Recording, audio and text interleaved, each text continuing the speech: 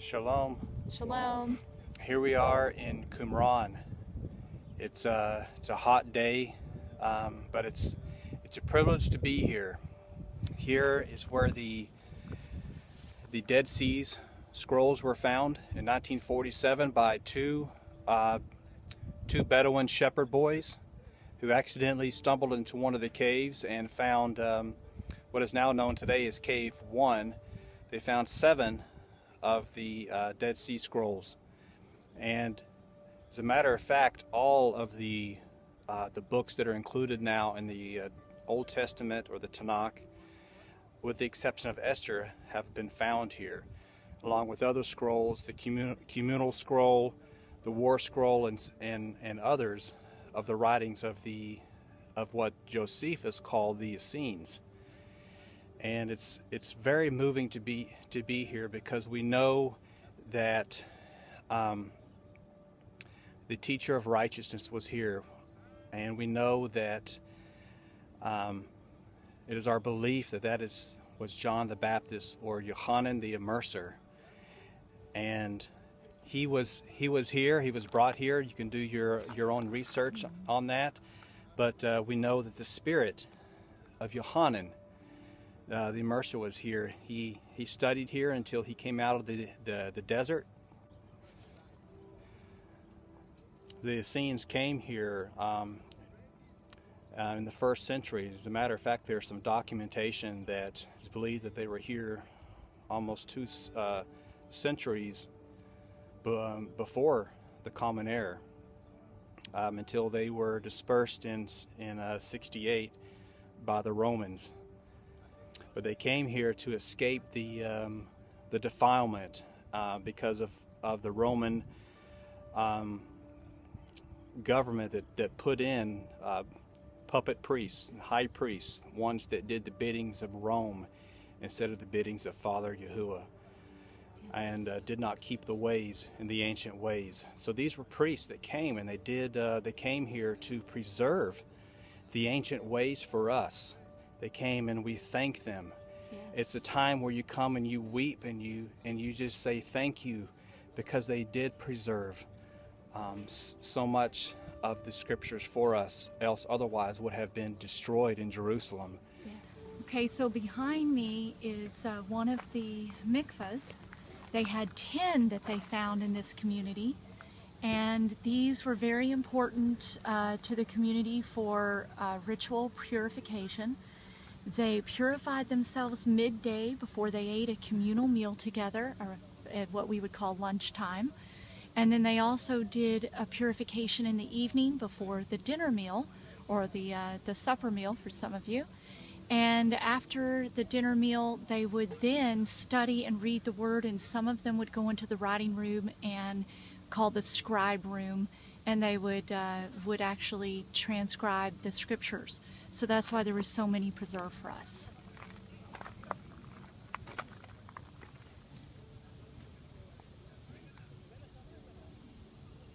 This is what our scriptures have inaccurately termed a baptism pool. Really, they were mikveh, or ritual baths, like the one that Derek just showed you. And when the importance of it is that it has to be running water or from a natural water source, rainwater, a river, even an ocean, but not stagnant bathtub pool like that doesn't have any flow in and out. Living water, yes. That's why he is called the living water. So many of you may be wondering if John the Baptist really was here. We believe that yes, he was here. He very well could have been the high priest, the rightful high priest that came. There was a man called the teacher of righteousness who was here, and we know that Yohanan the Immerser, John the Baptist, was filled from his mother's womb with the Spirit, and we believe that this is where he did some of his studying, and it wasn't until he was ejected from this community, possibly because he was baptizing Roman soldiers, and they didn't quite understand, because they said that the Roman soldiers and any one of the like were part of the sons of darkness, the sons of Belial. So right there in between us is called the Scrolls Cave, where they found how many scrolls?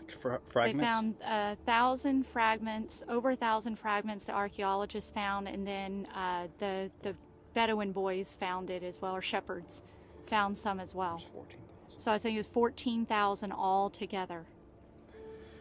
So why does this matter?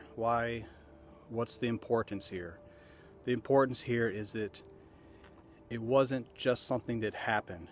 It was probably the most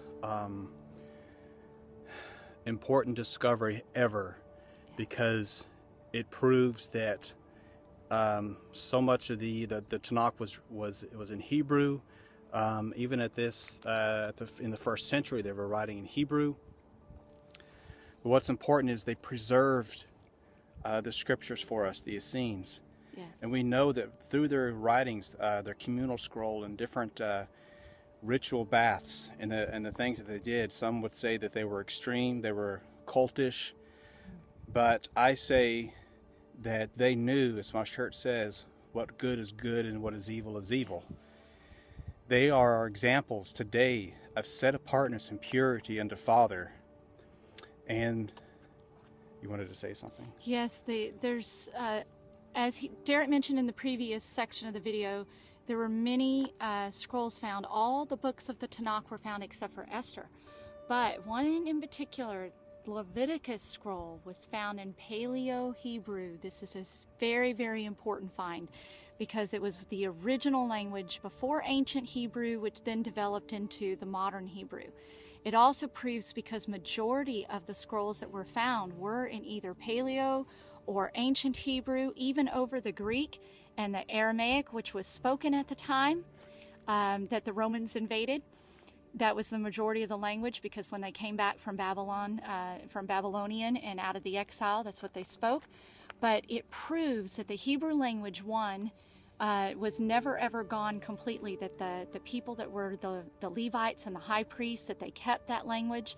We believe the Essenes were part of them, that some of the high priests and the Levites were among them. We believe that there were many different types of people that were among them, but that they all had one common goal, and it was to preserve the scriptures for us. They had the common goal of preserving themselves set apart unto Yahuwah. It says, let those that are set apart be more set apart. He also calls for us to be set apart. So although they may have had some extremes, Derek and I just want to draw your attention. Go to the Dead Sea Scrolls website, and he will have a link under the video that you can go to, that you can actually view the Dead Sea Scrolls. So here I am standing in the scribe's room. It's very, very awesome. It's awesome to be here, because this is the actual room where they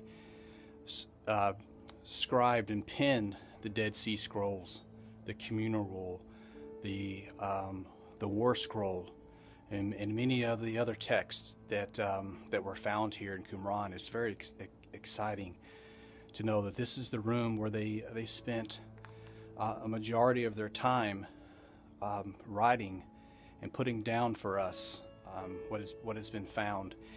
And it's just, man, we just invite you to come here and spend some time here in Israel, here in Qumran.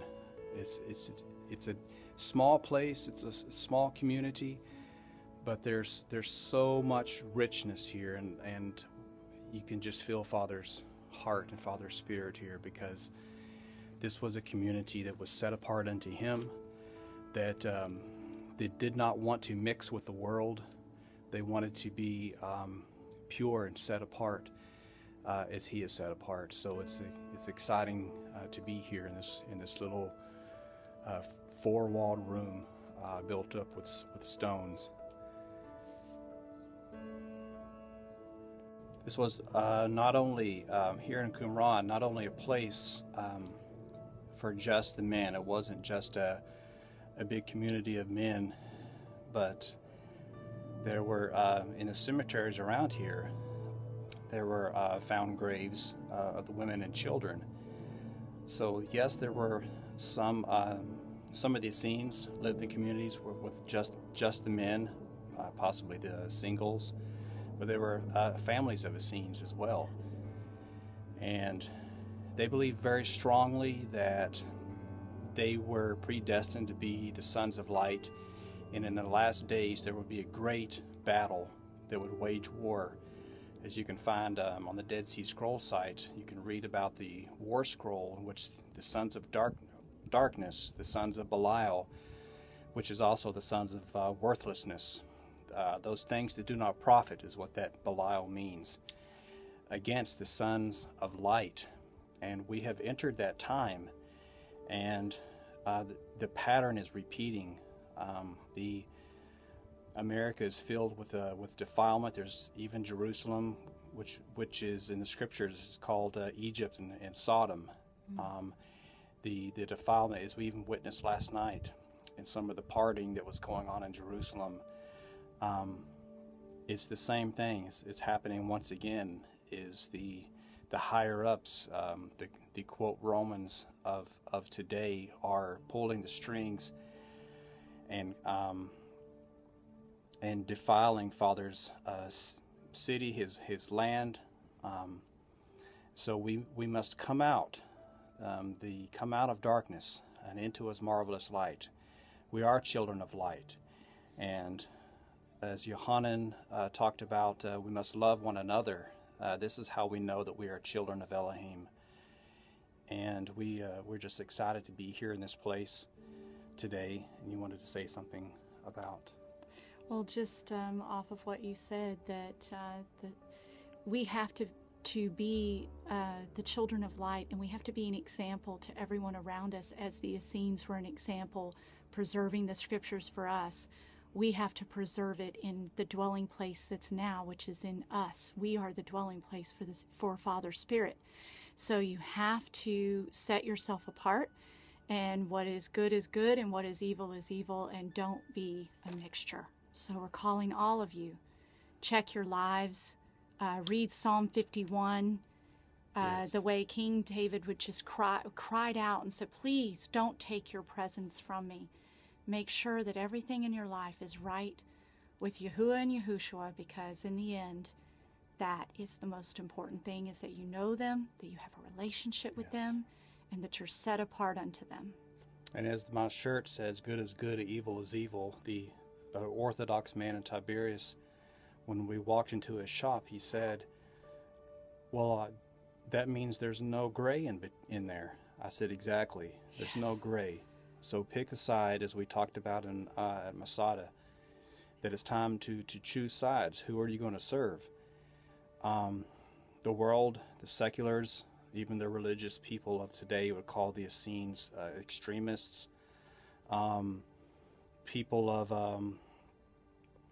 a cult. And we say that no, they are examples of being set apart. In the last days, He calls us to be more set apart unto Him, because as the defilement and the wickedness grows, we must be further towards the light. And we know that a great war is coming, but we know who wins. So we want to show you some of the things that, well, on our visit to Shrine of the Book, where these scrolls are now housed. Many of the scrolls are housed there now, and it was just an excitement to and we can show you some pictures here of the Shrine of the Book. It's just an excitement to Actually see them, the scrolls, and to physically see with our eyes pieces of the Isaiah scroll, the war scroll, and things that were written about them, the jars in which they were found in. Even the Shrine of the Book, it's kind of an odd shape, but if you look closely, it's the top of it's the lid of the jar of the Qumran jar that they found the original 7 scrolls in the Cave 1, the Bedouin boys. So we just wanted to just thank you for this opportunity to talk to you today from Qumran, Israel, from the area of the Dead Sea. We are just excited about being here today in this precious place, but we are very humbled, and we are so thankful that what the Essenes have done for us, the Levitical priests, some from the tribe of Judah, have preserved for us today, and we're excited to share that with you. Yes. So you say shalom. Shalom. Shalom.